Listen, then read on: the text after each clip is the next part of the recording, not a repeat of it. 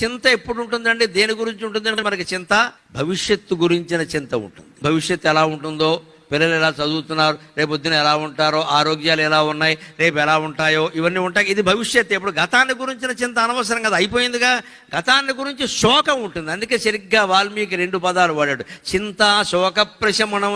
నీకుండేవి రెండేనయ్యా, భవిష్యత్తు గురించిన చింత, గతాన్ని గురించిన శోకం. గతాన్ని గురించిన శోకం అంటే ఆ 4 ఎకరాలు అమ్మేయకుండా ఉంటే ఈవేళ ఎకరం ₹1,00,00,000 అమ్మేసి చాలా తప్పు చేశాం, అది కనుక ఉండుంటే ఈవేళ ఎలా ఉండేదో. ఇదే గతాన్ని గురించి నేడు. ఇప్పుడు ఆ 4 ఎకరాలు రాకపోగా, 4 కోట్లు రాకపోగా, 4 కోట్లకు సరిపడా రోగం వస్తుంది, అపోలో ఆసుపత్రిలో చేరతాం. ఇప్పుడు ఈ 4 కోట్లు ఎవడివ్వాలి? ఆ 4 కోట్లు రాకపోగా.